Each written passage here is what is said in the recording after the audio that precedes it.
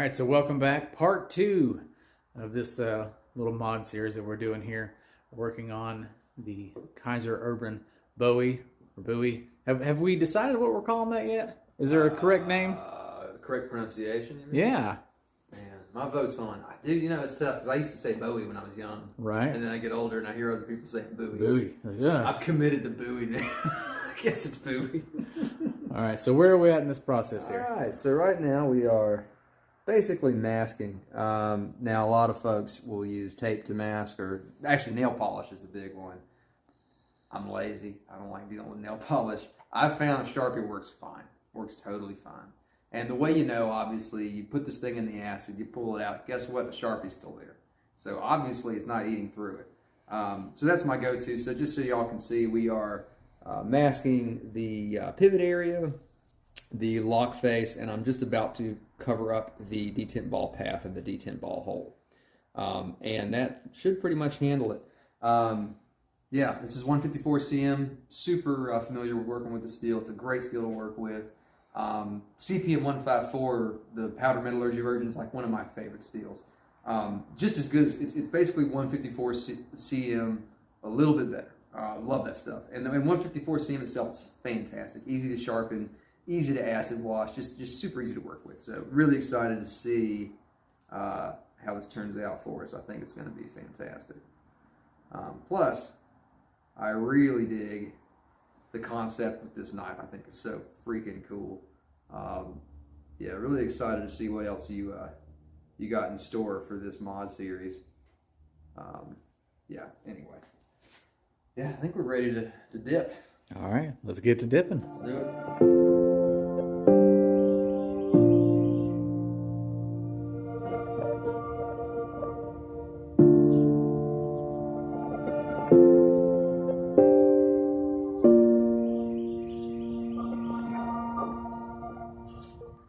All right, y'all, so we're about ready for the whole acid wash process here. I'm hoping Walsh doesn't pan down because it looks like we're running a meth lab over here. But basically, here's the deal. Acid washing is really not that complicated. It's, at least for our mixture, it's 1 part ferric chloride, 1 part water. You can order ferric chloride on Amazon. Easy stuff to get. Just be careful with it. Obviously, it's caustic. And it's a smart idea to wear a mask when the bottle's open. You don't want to breathe in those fumes. We're working in my garage right now, which we have the door up, so it's super well ventilated, so no worries there. But yeah, basically we're just going to, oh, one other thing. If you want to get into this yourself, make sure you get a bottle like this that's thick plastic that has a lid that can screw on, because this stuff will not eat through plastic. It will eventually eat through metal, will not eat through plastic. So you can keep this for like, gosh, I've had this mixture for like over a year now, and it's still potent. So the shelf life on this stuff is nuts. So yeah, 1 bottle will last you a long time. But we're going to get to it here. Let me grab my here. How long do you think we should dip for? My gut's telling me like 3 minutes. How dark you want it to go? Pretty dark, because if we're going to do the brass wash, You want it to pop? I want that brass to pop. Let me grab my mask. Then yeah, I say we start at 3 minutes. And for the brass, of course, we are using brass ammo casing spent from various sundries that I own. Courtesy of Wolfman Walsh. This is just, it's so state of the art.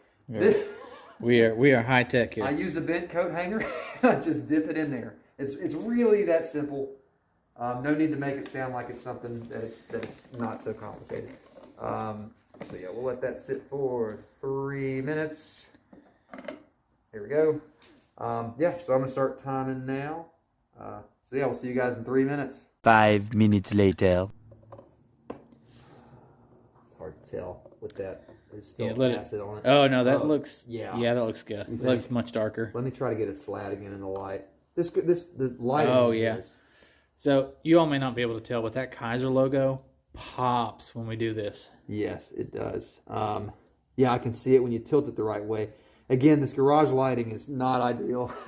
But yeah, it's going to look, although the brass may cover it up when we do the brass wash, because that's such it's a very interesting effect.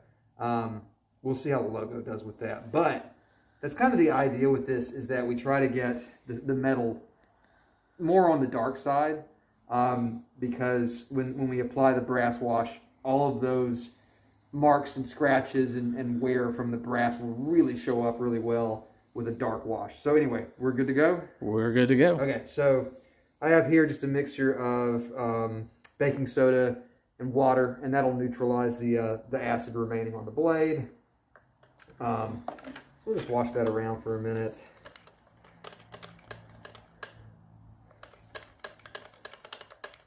Let me grab my cloth here. All right. Oh yeah. Oh, that's nice and dark. Yeah, it shows up a lot. So that acid is like almost yellow in color. So when you take something out of it and it's still wet, it really is hard to tell just how dark it is. But yeah, have a look here. Yeah, in the right light, you can tell. I mean, it's gotten a lot darker. Oh yeah. And that Kizer logo, like you said, has been reversed out, which looks really cool. I've actually gotten to the point now where I really enjoy just a flat acid wash, no stone wash, nothing. But the brass effect is really cool, and I think it's going to go well with the concept of this knife, with the yellow and black color motif.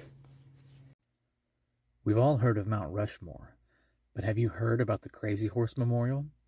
It's only 16 miles down the road from Rushmore, but is much less discussed in the classroom, mainstream media, or social media. The Crazy Horse Memorial has progressed through a great many changes since June 3rd, 1948, when it was dedicated as a one-of-a-kind educational and humanitarian project. The Crazy Horse Memorial, which honors all indigenous people of North America, stands as a reminder of the importance of reconciliation, respecting differences, embracing diversity, striving for unity, and appreciating life's deeper meanings. And this will never change.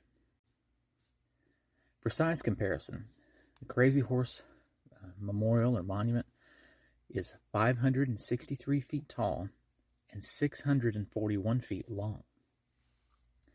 The 4 busts or heads from Mount Rushmore are only a combined 60 feet tall and 80 feet long. Have you heard the story about the 5th face of Mount Rushmore? There is someone who is known by the National Park Service and many others as the 5th face of Mount Rushmore. Now comes the fun part. We're just going to shake this for like, I'd guess probably about like 3 or 4 minutes, 5 minutes. Yeah, something like that. Yeah, so let's get to shaking.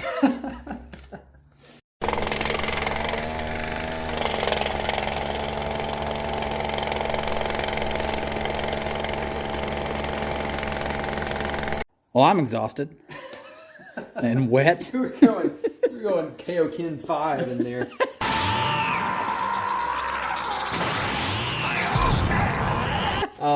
So, as you guys noticed, what happens when you use a dinky little container like this, I love you Aldi, but the containers are thin.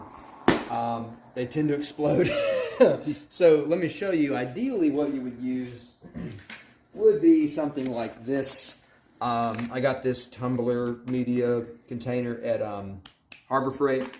Problem with this is the nozzle here is so damn narrow.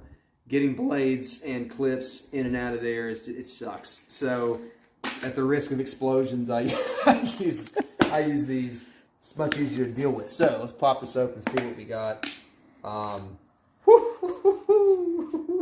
right, guys. Let me brush this off real quick. Y'all get the full effect. Ooh, damn, this looks good. Good. Damn. All right, guys, here we go. Look at that. How cool is that? Man. That right there is your Knox Knife Mods brass wash. All right, hold that real still. I'm going to adjust the lighting so they can see it better. Right. Again, I hope the garage lighting's not. Oh, there we go. Okay, yeah, all right. So yeah. Oddly enough, it's not hard to do this. I don't see a lot of people doing it. Yeah. Like, in fact, I never see people doing it. I don't know. We're pioneers. Dude, I found out about this off some really old, like, random forum post from like 2005 or something. But where was I going with this? Oh yeah. So my one thing with brass washes is I don't know what the food safety, what that looks like. It's fair. blades that I brass wash, I don't use on food. I'll use them on anything else, cutting cardboard, whatever, who gives a crap. But food, I don't use them on. But boy, this is going to look good. This final mod is going to look fantastic. So I guess now we're ready to do the scalloping on the spine. Mm-hmm. All right, let's get into that, guys. For more than 20 years, guests of the park could meet Ben Black Elk. He is the man known as the Fifth Face. He began standing with tourists at Mount Rushmore in the 1950s. He would often pose for 5,000 pictures in a single day. He was a celebrity in Hollywood, in Western movies, and gave lectures all over the country. His goal was to promote Lakota traditions and bring awareness and teaching of the indigenous history. Sadly, though, he passed in 1974, but his legacy and passion live on in stories to this day. The Indian University of North America. This is a unique partnership between the Crazy Horse Memorial Foundation and the South Dakota State University. This semester-long immersive program allows students to earn a certificate through South Dakota State University, based on the Lakota term, which I will probably mispronounce, Wachante Hecha Wisipen, which means the heart of everything that is. This is a program which uses experimental education, indigenous narratives, language, culture, and kinship as its primary learning tools. The program finds connections between indigenous land-based knowledge and sustainability. The admission requirements, there are many, but if you would like to enroll, preference is extended to federally recognized tribes, but is open to all qualified students. My hope is that more non-Native American people enroll in places like this, not just for educational purposes, but for community and understanding, learning the hardships that the Lakota have been through, learning how they continue to move forward as a people, and learn to help the Lakota people by not making the same mistakes that were made in the past.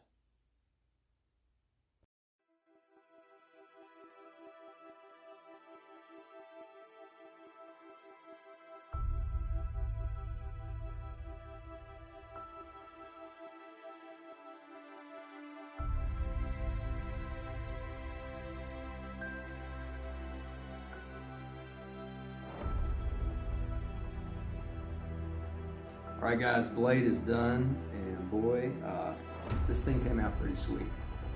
So what we have here is the scallop spine, or rock carved spine is probably the better way to put it.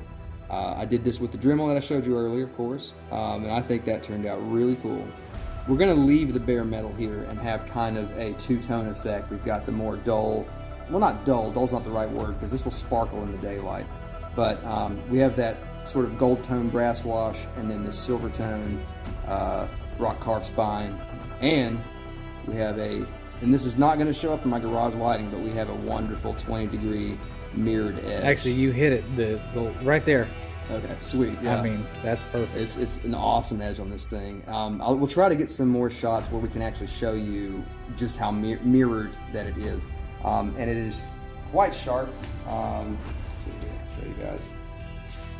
Yeah, so it's pretty darn sharp, just slicing right through this yeah, y'all can see through this catalog paper here. So I can get another edge that isn't rolled.